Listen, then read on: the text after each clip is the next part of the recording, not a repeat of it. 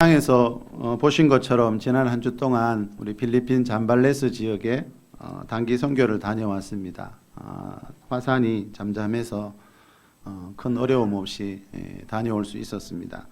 우리 교회가 소속되어 있는 153 세계 선교회가 세워진 이래 7차 선교 탐방이었습니다. 예전처럼 우리 선교회에서 개척한 교회들 방문해서 그곳에 있는 필리핀 성도들과 또 신학생들과 함께 예배하는 시간 가졌습니다. 그리고 또 상간 오지 마을들 몇 곳을 찾아다니면서 정말 문명의 혜택이라고는 거의 누리지 못하는 아주 가난한 그 현지인들과 함께 현지인들에게 찾아가서 그렇게 복음을 전하고 왔습니다.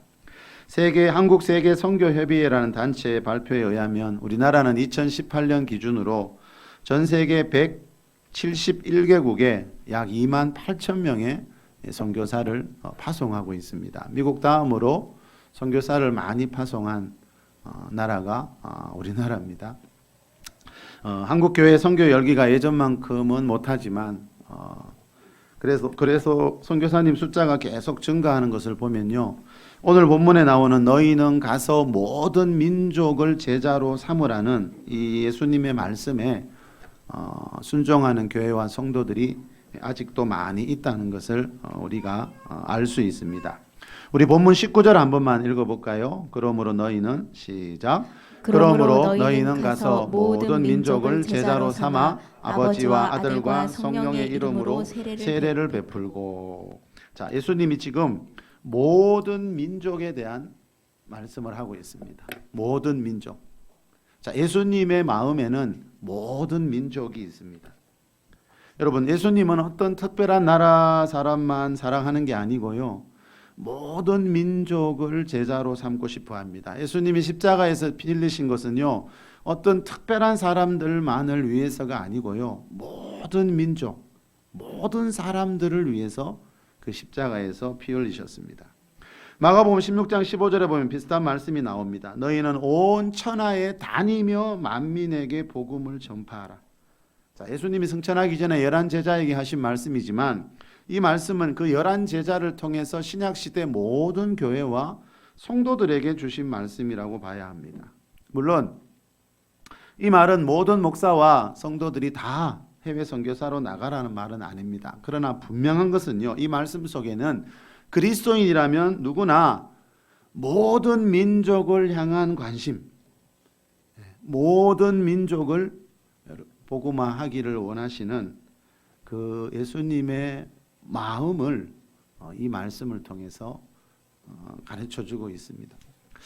좀 전에 말씀드린 것처럼 우리나라는요, 전 세계에서 두 번째로 많은 선교사를 파송한 이 특별한 사명이 있는 선교의 사명이 있는 나라예요. 우리나라를 향한 하나님의 계획이 특별한 계획이 있어서 우리나라가 지금 여러분 미국 다음으로 많은 선교사님들을 전 세계 곳곳에 파송하고 있습니다. 자, 여러분, 이것은 뭔가 하면은요, 하나님이 모든 민족을 향한 하나님의 계획이 있다는 겁니다. 모든 민족을 향한 하나님의 특별한 마음이 있다는 거죠. 자, 하나님은요, 하나님을 사랑하고 하나님 앞에 삶을 드린 사람들에게 주시는 게 한 가지 있는데요. 눈에 보이는 그런 세상의 복만이 아니고요. 하나님이 정말 하나님을 사랑하는 사람들에게 주시는 게 뭔가 하면은요. 하나님의 마음을 부어 주십니다. 여러분, 어떨 때 그 사람의 마음이 느껴질 때가 있죠, 정말. 여러분, 하나님의 마음이 느껴진다니까요. 사람은 하나님의 형상대로 지음받은 피조물이기 때문에 하나님의 그 마음, 하나님의 사랑이 느껴질 때가 많이 있습니다. 자, 하나님은요, 그 하나님의 마음을 느끼는 사람들을 사용해서 하나님은 하나님의 마음을 부어준 자들을 사용해서 뭘 하고 계시다고요? 모든 민족에게 지금 이 복음을 전하고 계시다는 거죠. 자, 초대교회 최초의 선교사였던 사도 바울의 삶을 봐도 우리가 잘 알 수 있습니다. 우리 사도행전 16장으로 한번 가봅시다. 우리 6절부터 10절까지 한번 읽어볼게요. 시작. 성령이 아시아에서 말씀을 전하지 못하게 하시거늘 그들이 부르기아와 갈라디아 땅으로 다녀가 무시로 앞에 이르러 비두니아로 가고 에스데 예수의 영이 허락하지 아니하시는지라 무시아를 지나 드로아로 내려갔는데 밤에 환상이 바울에게 보이니 마게도냐 사람 하나가 서서 그에게 청하여 이르되 마게도냐로 건너와서 우리를 도우라 하거늘 바울이 그 환상을 보았을 때 우리가 곧 마게도냐로 떠나기를 힘쓰니 이는 하나님이 저 사람들에게 복음을 전하라고 우리를 부르신 줄로 인정함이로라. 자, 마게도냐는 지금의 유럽입니다, 여러분.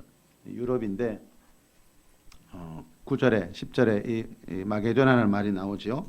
자, 바울이 어느 날 환상을 하나 봤습니다. 그 환상 속에 마게도냐 사람이 나타나더니 건너와서 우리를 도우라는 말을 하고 있습니다. 자, 이렇게 해서 바울이요 유럽에 처음으로 건너가서 유럽에 처음으로 복음이 전해지고 교회가 처음으로 세워지게 되었습니다. 자, 그런데 6절에 보니까 성령이 아시아에서 말씀을 전하지 못하게 하고 있습니다. 자, 여러분 지금 바울 일행이 아시아 지역에서 선교를 하고 있는데 아시아 지역에서 더 이상 선교를 하지 못하게 막았다는 거예요. 자, 여기서 말하는 아시아는요 계시록 2, 3장에 나오는 7교회가 있던 소아시아 지역을 말하는데 어제 보니까 6.8의 큰 지진이 일어난 나라가 있죠. 그 터키라는 나라. 그 나라를 말합니다. 바울이 1차 선교 여행 때 그 지역을 방문해서 복음을 전하고 교회를 세우고 그랬습니다. 자, 그런데 지금 바울 일행이 놀러 다니는 것도 아니고 그 전에 그 선교지를 다니면서 복음을 전하는 중인데 성령님이 말씀을 아시아 그 지역에서는 말씀을 더 이상 전하지 못하도록 복음을 더 이상 전하지 못하도록 막으셨대요.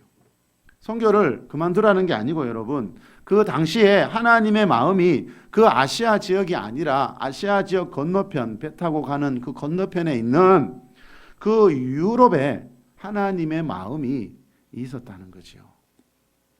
여러분 선교보다 더 중요한 게 있습니다. 뭘까요? 다르게 말하면 선교를 할 때 가장 중요한 게 있습니다. 인간적인 열심으로 하는 선교가 아니고요. 하나님의 마음이 어디에 있는지를 우리가 아는 겁니다. 전도와 선교는요. 영혼을 구하는 너무나 중요한 일이잖아요. 그런데 여러분 그렇다고 해서 그 일을 무조건 열심히만 한다고 되는 게 아니고요. 우리는 많은 경우 그렇게 생각할 때가 있더라고요. 영혼 구하는 일이 얼마나 중요하노. 그래서 닥치는 대로 막 우리가 막 인간적인 열심으로 그렇게 하자고 하는 분들이 더러 있었어요. 그런데 여러분 그거 참 그런 열심이 있다는 거 좋은데요. 근데 그보다 더 중요한 것은 우리의 마음이 아니라 우리의 계획이 아니라 하나님의 계획이 하나님의 마음이 어디에 있는지가 더 중요하다는 거죠. 바울이 볼 때는 그 아시아 지역에서 복음을 전하는 게 맞는 것 같은데 성령님은 막으셨습니다. 자, 우리 방금 읽은 요 말씀 바로 앞장에 보면요. 사도행전 15장 36절에 요 말씀이 나옵니다. 시작. 며칠 후에 바울이 바나바더러 말하되 우리가 주의 말씀을 전한 각 성으로 다시 가서 형제들이 어떠한가 방문하자 하고. 자, 각 성으로 다시 가보자. 자, 바울이 바나바에게 각 성으로 우리가 전에 말씀을 전했던 각 성에 다시 가보자. 이 말은 우리가 1차 선교 여행 다녔던 그 지역에 다시 가서 우리가 그때 복음을 전했던 성도들이 잘 있는지 우리가 세운 교회들이 잘 자라고 있는지 보고 오자는 겁니다. 자, 그래서 방금 16장에 읽었듯이 바울 일행이 아시아 지역을 다니면서 복음을 전하고 있었는데요. 성령님은 그곳에서 복음을 전하지 못하게 막으셨습니다. 자, 이것을 보면 선교하는 것 중요하지만 여러분 그보다 더 중요한 것은 성령의 음성을 듣고 성령님이 가라고 하시는 곳에 가서 복음을 전하는 게 더 중요하다라는 것을 알 수 있어요. 인간적인 열심보다 하나님의 마음이 어디에 있는가? 하나님의 계획은 무엇인가? 여러분 모든 일이 그렇습니다. 선교만이 아니고요. 하나님을 믿는 사람들은요. 내가 내 가정의 계획을 막 세워서 원래 세대했다고 막 뭐 하는 계획을 세우는 게 아니고 그죠? 과연 이 계획이 하나님의 계획하고 맞는 것인가? 하나님의 마음이 과연 이 일에 있는 것인가? 우리가 이것을 더 중요하게 여겨야 한다는 거죠. 자, 안디옥 교회가 처음 바나바와 바울과 바나바를 초대교회 최초의 선교사로 파송할 때도 그랬습니다. 사도행전 13장 2절에 보면 주를 섬겨 금식할 때 성령이 이르시되 내가 불러 시키는 일을 위하여 바나바와 사울을 따로 세우라. 자, 이렇게 해서 1차 선교를 시작하게 됐어요. 안디옥 교회가 어느 날 기도하는데, 그죠? 그 당시는 해외 선교사를 파송한 경험이 없었어요, 초대교회가. 그래서 이런 일이 뭔지도 몰랐어요. 그런데 어느 날 기도하는데 성령께서 말씀하신 거예요. 바나바와 바울을 따로 세워서 저 둘을 파송해라. 그래서 최초로 선교가 시작됐습니다. 자, 이 말은 뭡니까? 선교는 성령님이 주도적으로 해 나가신다는 거죠. 예. 우리가 계획을 세울 수는 있죠, 여러분. 근데 중요한 것은 그 계획이 과연 성령께서 원하시는 계획인가? 내 가정이 일이니까 내가 계획 세울 수 있죠. 내 자녀니까 내 마음대로 하고 싶은 마음이 들지만 여러분, 이 계획이 과연 하나님이 우리 가정을 향한 계획이실까? 우리가 하나님을 믿는 사람이라면, 그죠? 당연히 그걸 여쭤봐야 된다는 거죠. 여러분, 많은 일을 하는 것보다 성령님이 원하시는 일을 하는 게 더 중요하다는 거죠. 잠언 16장 9절에 보면 사람이 마음으로 자기의 길을 계획할지라도 그 걸음을 인도하시는 자는 여호와시라 그랬거든요.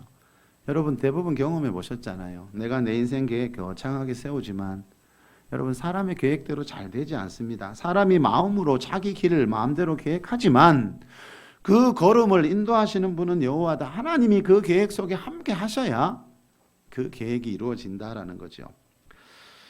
자, 그래서 여러분 내가 어떤 계획을 막 세우는 것보다, 교회도 그렇고 가정도 마찬가지더라고요. 여러분 교회가 새해됐다고 어떤 계획을 막 세우는 것보다, 그죠?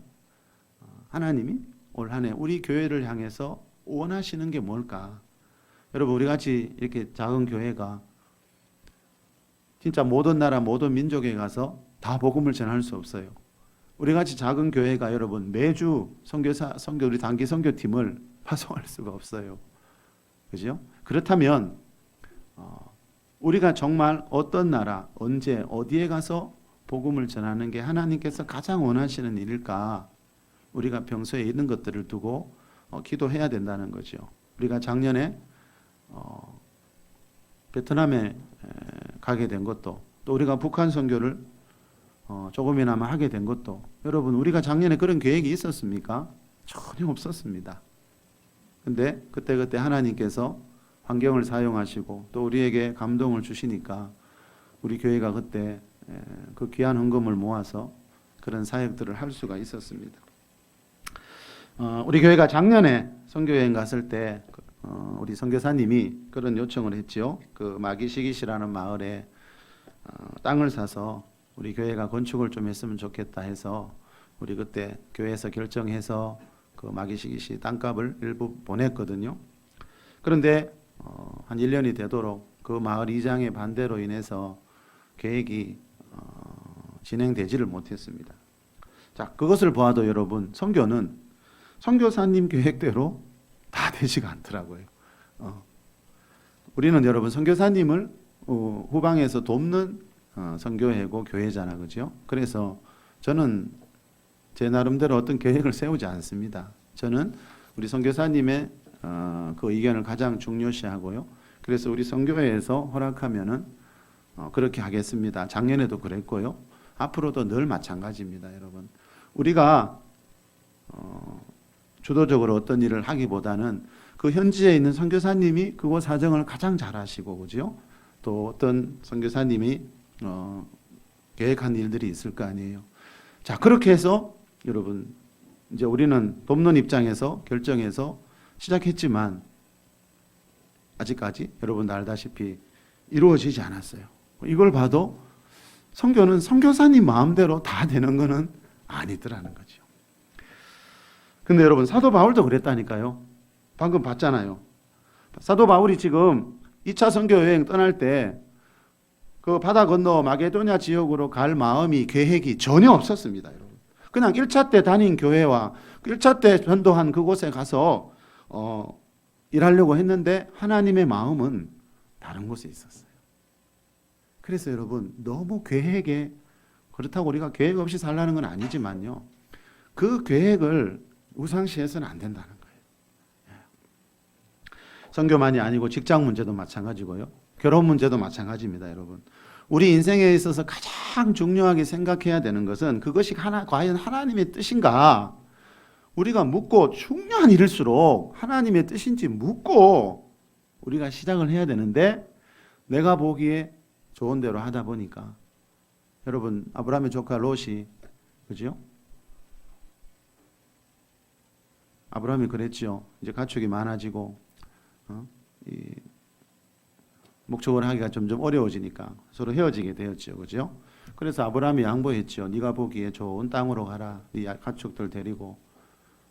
그래 롯이 여러분 찾아간 그 땅이 어디였지요? 롯의 보기에는 와 거기 가니까 뭐 푸른 초장이고 물도 많은 거예요. 이거는 거기 동물들 풀어놓으면 잘 자랄 것 같은데 그 지역이 어디였지요? 소돔과 고모라 지역이었어요. 불과 유황으로 멸망한 곳이었어요, 여러분. 사람이 볼 때, 내 눈에 볼 때는 와 저거만 하면 한 목 잡을 것 같은데 여러분 그렇게 되지 않더라고요. 예.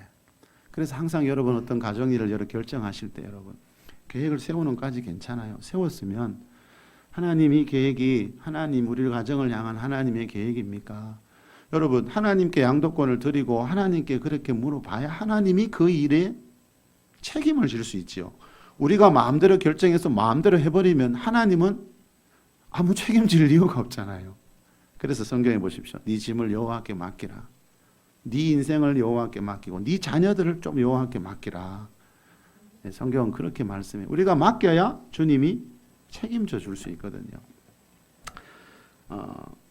여러분 내 뜻대로 하고 나면 반드시 여러분 그게 왜 안 좋은가 하면요. 하나님의 뜻에 대한 확신이 없고 내 뜻대로 하게 되면 반드시 어떤 부작용이 반드시 생깁니다. 그래서 하나님의 뜻을 구하는 것이 중요하다는 거죠. 이번에 갔더니 선교사님이 저희 교회에 다른 제안을 한 가지 하셨습니다. 그 마기시기시라는 마을 이제 진척이 없으니까 이제 거기는 이장이 바뀌는 수밖에 없다. 선교사님이 좀 있으면 그 이장 선거가 있는데 원래 말 그러셨나요?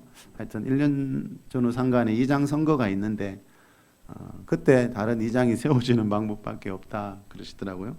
그래서 저희 교회에 새로운 제안을 하셨는데 그 아까 제가 영상 보면서 저 청년이 그 불고스라는 마을의 신학생이라 그랬죠.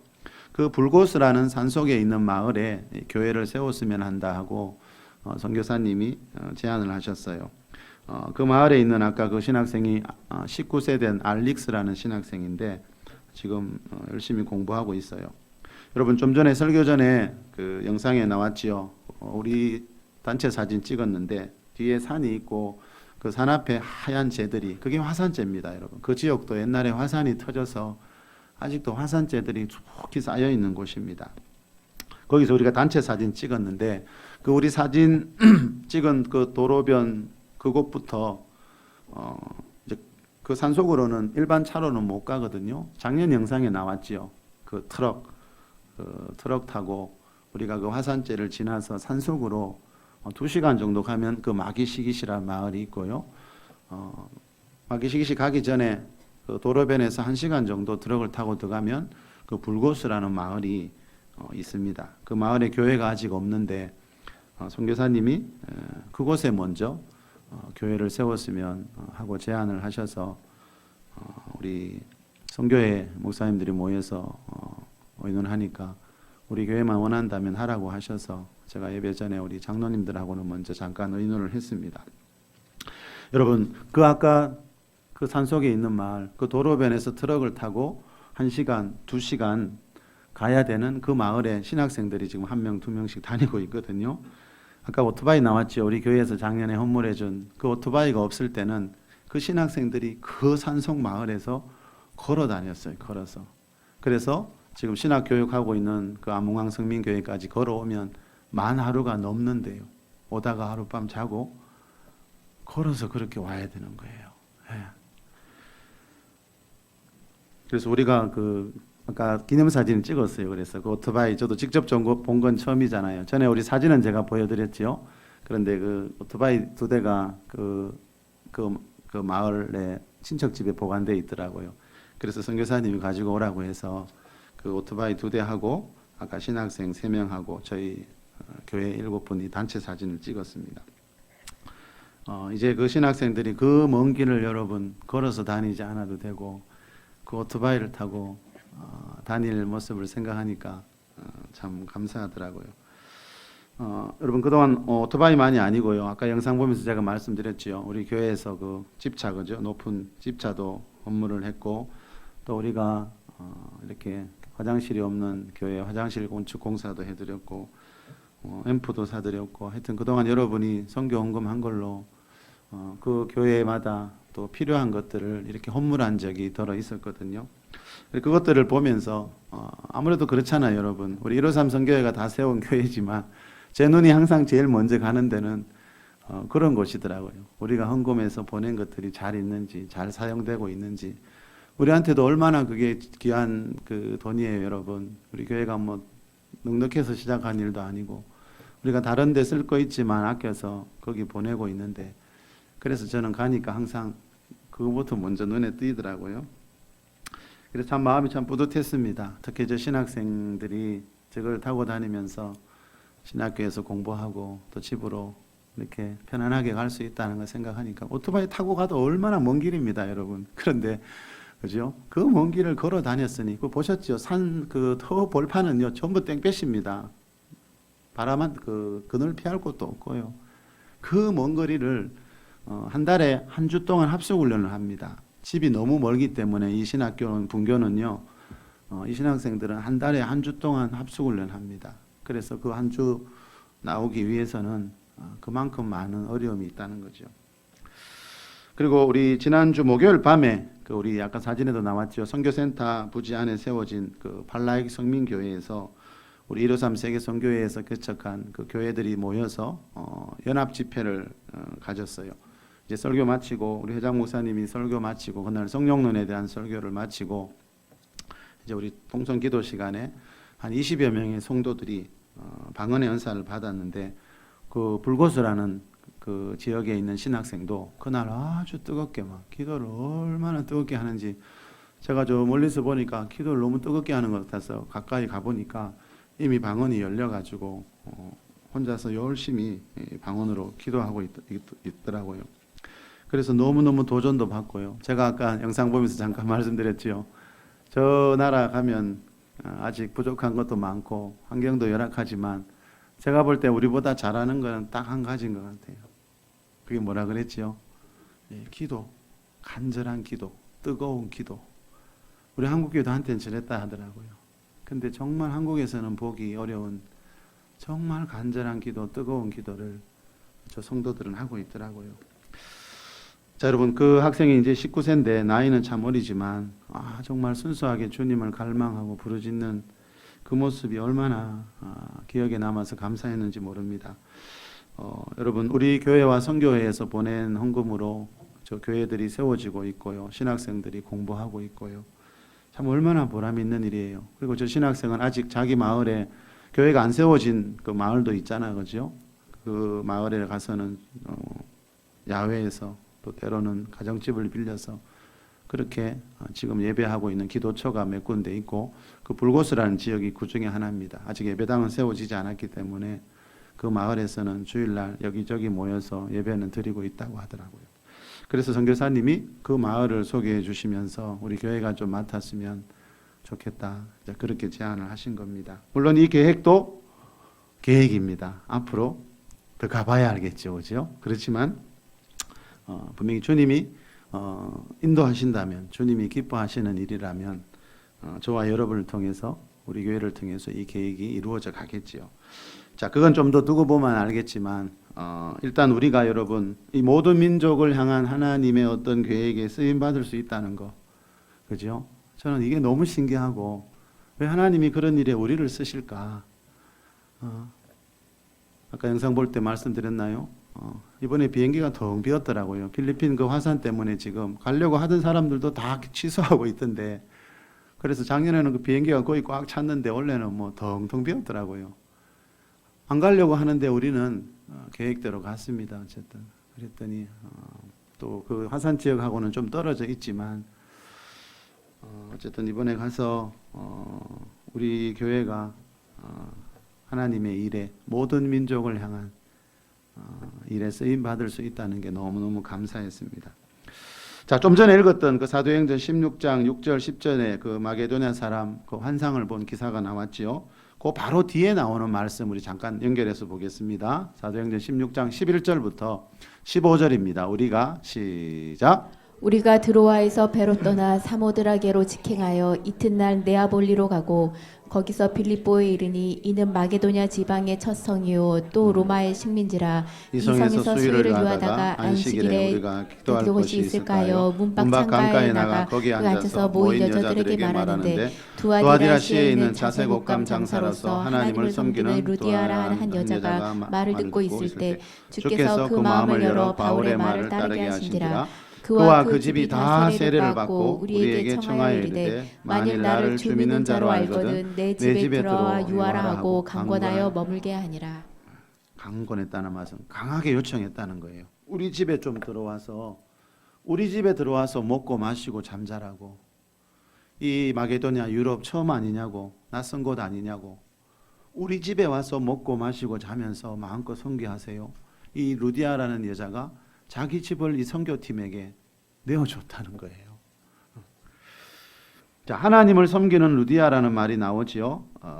몇 절에 나왔습니까? 14절에 보니까 이 루디아는 바울 일행을 만나기 전에 하나님을 이미 알고 있었어요. 자, 이 루디아는 여러분 지금 아까 11절에 보니까 우리가 드로아에서 배를 떠나, 자, 드로아가 어딘가 하면 아까 바울이 환상 봤던 곳이 드로아였습니다. 드로아라는 지명이 나왔거든요. 드로아에서 환상을 봤어요. 그 배 타고 건너편에 있는 그 유럽 땅에 있는 마게도냐 사람이 환상 중에 나타나서 건너와서 좀 우리를 도와달라는 그런 환상을 보고 이제 바울이 드로아에서 배를 타고 이제 마게도냐 집은 갔는데 빌립보라는 그 성이 첫 성이었어요.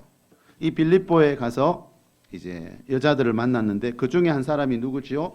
이 루디아라는 여자였습니다. 근데 이 루디아는 바울 일행이 만나기 전에 이미 하나님을 섬기고 있었어요. 14절에 보니까 하나님을 섬기는 루디아. 제가 책에 보니까요. 그 루디아가 장사하던 이 두아디라라는 이 시에요. 그 유대인 정착촌이 이미 있었대요. 다시 말하면 그 이민 온 유대인들이 그 마을을 이루고 살았다는 거예요. 필리핀에 가도 여러분, 제가 작년에 베트남에 갔을 때도 한국인들이 마을을 이루고 살고 있더라고요. 거기 전체가 한국인 마을이라 하더라고요. 자, 그렇듯이 이 당시에 유대인들이요 이미 이 먼 나라에 와서 마을을 이루고 살고 있었어요. 그래서 이 루디아는 그곳에 있는 유대인들을 통해서 하나님에 대해서 들은 거예요. 그래서 하나님을 섬기는 이 루디아라는 말이 나옵니다. 자, 그런데 하나님만 알아서는 안 되죠.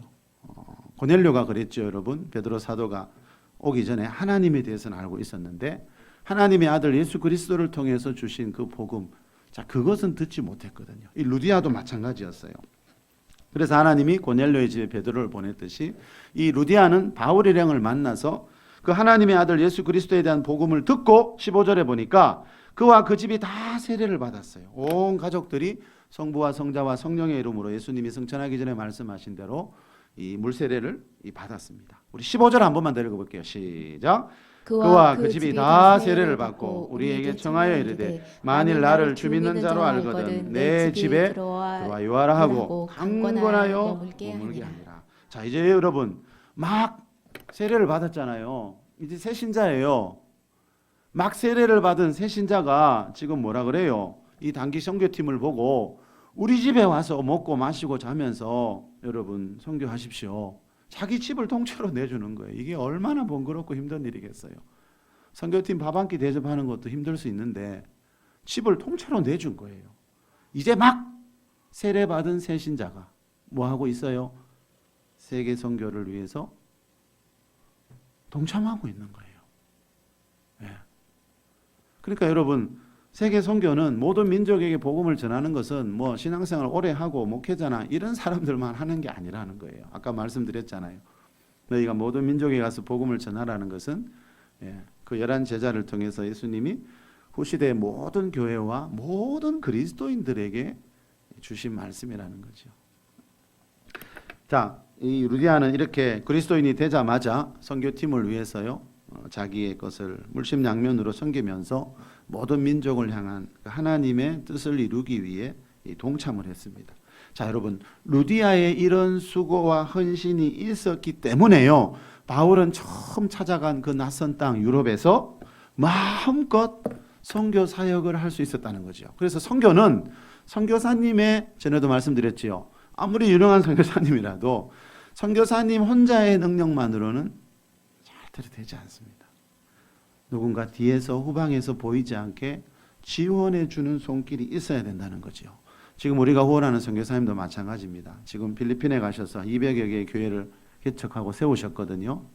근데 그렇게 할 수 있었던 것은요, 이 선교사님을 도와주는 선교회와 한국 교회들이 있었기 때문에 가능하지, 선교사님 혼자의 힘으로는 이루어질 수가 없다는 거죠. 그래서 그 필리핀에 세워진 200여 개의 교회는요, 여러분, 한국의 그 작은 교회, 큰 교회, 이름 없는 무명의 성도들의 헌신과 수고와 헌금이 밑거름이 됐기 때문에 그 선교사님이 지금 그런 일들을 하고 계시다는 거죠. 그래서 이름 없는 루디아들, 한국 안에도 이 루디아와 같은 그런 성도들이 지금도 많이 있기 때문에 이분이 이렇게 사역을 할 수 있다는 거죠. 우리 선교회가 필리핀 잠발레스 지역에 처음으로 세운 교회가 아까 영상 볼 때도 말씀드렸는데 아몽한 성민교회라는 곳이에요.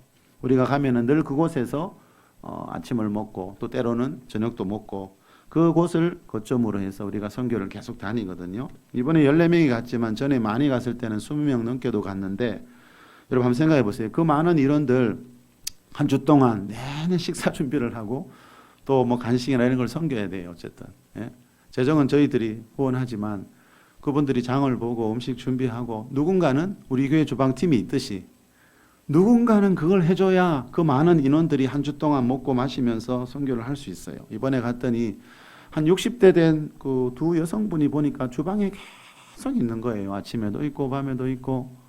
아, 저분들이 이번 주에는 그 교회 사모님들과 함께, 그죠? 한 주 동안 이렇게 봉사하시는 걸 봤는데, 우리가 떠나는 날 누가 그러대요. 제가 그때 그 마지막 만찬 자리에 일이 있어서 좀 늦게 갔는데 갔더니 누가 그러대요. 우리가 떠나는 날 새벽에 그 중에 한 분이 잠시 쓰러지셨다 하더라고요. 그분은 연세가 한 60이 좀 훨씬 더 넘은 것 같죠. 그분이 한 주 동안 잠도 뭐 하루에 서너 시간뿐이 못 자고요. 일주일 내내 봉사하다가 너무 지쳐 그러는지 그날 새벽에 잠시 쓰러졌다가 다시 일어나셨다, 누가 그런 말 하더라고요. 아, 그 말을 들으니 안 그래도 미안하고 죄송했는데, 그분하고 말은 통하지 않으니까 이런 마음을, 감사의 마음을 전하고 싶어도 참 전하지 못해서 더 죄송했죠. 근데 여러분, 그런 분들의 수고와 헌신이 있으니까 우리 단기 선교팀이, 그죠? 먹고 힘내서 날마다 여러분 그 여기저기를 다니면서 그렇게 사역을 할 수 있었다는 겁니다. 자, 루디아처럼 누군가는 여러분 선교팀을 섬겨줘야 그 선교팀이 일하지요. 뒤에서 도와주는 손길이 없으면 이 선교팀도 혼자 힘으로는 다 못합니다. 자, 아까 14절에 보니까요, 아주 중요한 말이 하나 나왔습니다. 우리 14절 한 번만 더 읽고 우리 말씀을 마무리하겠습니다. 14절 시작. 두아디라시아에 있는 자세곡감 장사로서 하나님을 섬기는 루디아라 하는 한 여자가 말을 듣고 있을 때 주께서 그 마음을 열어 바울의 말을 이 따르게 하시니라. 루디아가요, 바울의 설교를 듣고 있을 때, 바울이 복음 전하는 거 듣고 있을 때 주께서 그 마음을 열어 바울의 말을 따르고 믿게 하셨어요. 아, 바울이 전하는 예수 그리스도가 바로 우리 죄를 위해 십자가에서 죽으시고 3일 만에 부활하신 그 하나님의 아들 그리스도다. 천국 복음 전하러 오신 그 하나님의 아들이다. 그때 이 루디아가 바울이 전하는 그 복음을 듣고 그 말씀을 믿었어요. 그래서 아까 15절에 나오는 대로 자기만 믿은 게 아니고 온 집이 다 세례를 받고 그 선교팀 일행을 자기 집으로 초청한 거예요. 우리 집에 모든 것을 다 내어준 겁니다. 자, 여러분, 무슨 말입니까? 자, 이 바울의 설교가 여러분 루디아의 영혼에 깊이 새겨졌어요. 우리말로 하면 그날 설교가 너무 은혜가 됐어요. 그래서 바울이, 이 루디아가 뭐 해요? 그냥 세례만 받고 말하는 게 아니고요. 그 선교팀을 위해 뭘 할 수 있을까? 자기가 가진 것을 내어놓게 된 거예요. 자, 이 말은 뭡니까? 이 루디아처럼 하나님의 은혜를 입게 되면요, 하나님이 그 사람의 마음을 만지고 터치하고 그 마음을 열어놓게 되면요, 그 사람은 반드시 하나님의 일에 주의 몸된 교회를 세우고 특히 모든 민족을 향한 하나님의 일에 자신을 드리게 된다는 거죠. 새신자였습니다. 새신자도 세계 선교할 수 있고요. 새신자도요 단기 선교팀 도울 수 있고요. 새신자도 자기 교회에서 단기 선교팀이 외국 갈 때 얼마든지 도와줄 수 있고요. 이번에도 우리 선교팀 간다고 많은 분들이 이런저런 후원들을 많이 해주셨어요. 그래서 이번에는 처음으로요 그 교회 재정을 한 푼도 안 쓰고요 여러분들이 후원해 주신 그 돈으로 넉넉하게 썼어요. 자, 여러분, 선교는요 하나님의 은혜를 입은 사람이면 누구나 할 수 있고, 그죠? 그리스도인이면 누구나가 동참할 수 있다는 거죠. 자, 우리 교회가 여러분 이제 몇 년째 이렇게 세계 선교에 동참할 수 있는 것은 다르게 말하면요, 루디아처럼 누군가가 은혜를 입었기 때문이고, 루디아처럼 하나님이 누군가의 마음을 터치했기 때문에 우리 교회가 지금 계속해서 이렇게 선교를 하고 있다는 거죠. 이번에 선교사님이 제 아내에게 그런 말을 했다고 해요. 우리 교회가 아직 필리핀에 교회 하나는 건축하지 못했지만 그동안 선교센터 짓기 위해 헌금도 하고 화장실 공사도 해주고 오토바이도 사주고 이런저런 헌신한 이야기들을 쭉 하더라 그러시네요. 여러분 무슨 말인가 하면 선교사님이 좀 전에 말씀드렸죠. 그동안 필리핀에 세운 교회만 해도 200개고요. 1년에 매년 우리 한국 교회에서 한 30여 교회에서 매년 단기 선교팀을 보내고 있고요. 신학교 5곳 운영하고 있고요. 얼마 전부터 캄보디아에 이제 선교 또 가시고 있고요. 그렇게 많은 일을 하면서 우리 교회에 가봤자 1년에 한 번이잖아요. 근데 우리 교회가 그동안 이렇게 헌신하고 헌문했던 것들을 다 기억하고 있더래. 저는 그게 참 의외더라고요.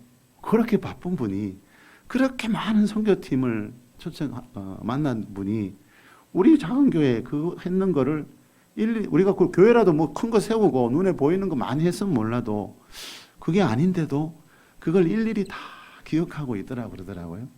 그래서 참 우리가 물론 선교사님한테 여러분 칭찬받기 위해 선교하는 건 아니지만 그냥 우리는 선교사님을 돕는 마음, 저는 그거 하나뿐이에요. 선교사님이 선교 마음껏 할 수 있도록 우리 교회, 우리 선교회가 어떻게 하면 뒤에서 잘 후원할 수 있을까? 저는 그 마음밖에 없는데 그래도 우리 교회가 했던 것을 그분이 일일이 다 기억하고 있다는 게 너무 의외였고 참 신기했습니다. 그렇다면 하나님은 여러분, 우리 선교사님보다 머리가 그래도 더 좋으신 하나님은 그걸 잊어버리실까? 자, 마지막으로 한 가지 이야기만 하고 말씀 맺을게요. 신성정 목사님이 쓴 내가 본 지옥과 천국이라는 책 전에도 몇 번 소개해드렸죠. 이 목사님이 그 장로교 합동측의 아주 큰 어르신인데 그죠? 이분이 옛날에 몇 년 전에 환상과 꿈을 통해서 지옥과 천국을 보고 왔어요. 그래서 이분이 이 책을 썼는데요. 이런 간증은 물론 맞을 수도 있고 틀릴 수도 있기 때문에 우리가 그냥 참고만 하면 됩니다. 자, 이 목사님이 이 책에서 이런 말을 해요. 내가 군대에 있을 때 교회를 건축한 거, 이제 군대에 다니면서 교회 건축 헌금을 한 적이 있대요. 한국의 두 교회에서 목회할 때 봉사관을 비롯해서 몇 개의 건물과 주차장을 지은 것, 교육관과 소예배실 건축한 것도 사진으로 볼 수 있었다. 천국에 가니까 무슨 말이에요? 자기가 지금 아직 살아계시거든요. 이분 연세는 많은데 자기가 그동안 평생 목회하면서 청년 때부터 교회 다니면서 건축하고 이랬던 것들이 그 우리 사진 찍어 놓잖아, 그죠? 그런 사진이 천국에 다 있대요. 더 들어보세요. 중국에 교회를 짓기 위해 나의 시집, 이분이 또 시를 써요. 시집을 판 돈을 전부 헌금한 것도 다 기록되어 있었다. 나는 이곳 천국에 와서야 성전 건축이 그렇게 큰 공로가 되는 것을 보고 큰 위로를 받았다. 천국 가니까 여러분 그 행위록에 다 적혀 있다는 거죠. 우리 요한계시록 할 때 봤죠. 하나님 보좌 앞에 책 단수가 있고 책들 복수가 있죠. 그 단수 책은 분명히 생명책, 우리 사람의 이름, 천국 들어올 사람 이름이 섞인 생명책일 거고요. 책들이 또 있어요. 책들. 자, 그게 보통 우리가 말하는 행위록. 우리가 이 땅에서 살았던 모든 삶의 행위가 우리 지은 죄까지 거기에 다 기록되어 있습니다. 그래서 우리가 심판대 앞에 가면 우리가 변명을 못하게 되어 있습니다. 자, 그런데 천국 가보니까 이분이 평생 건축하고 선교지에 건축헌금 보낸 거 다 하나님이 기억하고 계시더래. 자, 여러분, 우리 필리핀 그 오지 마을 아까 말씀드렸죠. 도로변에 내려가지고 트럭 타고 1시간 2시간 가야 되는 그 마을에 또 우리는 작은 예배당이에요. 우리는 뭐 1, 2천만 원만 하면 지을 수 있는 그런 작은 예배당인데 세상적인 눈으로 보면 그거 뭐 별거 아니고, 또 큰 교회는 여러분 뭐 몇 천만 원짜리도 지주고 몇 억짜리도 지주는데 우리는 뭐 해봤자 뭐 1, 2천만 원 그 정도 규모밖에 못 하거든요. 그러니까 세상적으로 볼 때는 그거 별거 아닌지 몰라도 하나님은 기억을 못해서 적는 건 아니겠죠. 일일이 다 적고 계시다. 자, 우리 선교사님이 우리 교회가 그동안 헌신한 거, 헌물한 거 다 기억하고 있더래요. 하나님은 더 하시다는 거죠. 하나님은 자기를 위해 드린 시간, 물질, 그 사람의 삶을 절대로 영원히 잊지 않습니다. 이번에 선교사님 아내에게 그런 말도 했대요. 우리는 아직 교회 한 개도 못 지었잖아요. 근데 경주 명성교회는 한 50개쯤 지을 것 같다고. 여러분, 모든 민족에게 복음이 전해지기를 원하는 마음이 그 선교사님 안에 있더라고요. 필리핀은 산속에 오지 민족들이 참 많습니다. 필리핀은 100여 개의 책에 보니까, 언론에 보니까 100여 개의 소수 민족들이 있다 하더라고요. 그 산속에 여러분 차를 타고 2시간 들어가야 되는 그 산속에 오지 그 소수 민족들이 있어요. 근데 예배당이 없는 곳이 많습니다. 이 선교사님은 거의 대부분 그렇게 예배당 없는 곳만, 아까 보셨잖아요. 그 조그마한 배, 작년에는 배라도 좀 크던데 이번에는 호수 건넌다고 조그마한 배 타고 갔더니요, 그 산속 마을에 정말 문명의 혜택 거의 못 받는 그런 소수 민족들이 살고 있고, 자, 그런 데 가서 여러분 우리가 복음 전하고 예배당을 세우는 거 하나님이 영원히 기억하십니다. 자, 모든 민족에게 복음이 전해지기를 원하시고, 또 복음이 전해지는 곳마다 그 루디아처럼 복음을 믿고 받아들인 자들이 모여서 예배할 수 있는 예배당이 세워지기를 원하시는 그 하나님의 계획에 쓰임 받는 저와 여러분 될 수 있기를 예수 그리스도의 이름으로 축복합니다.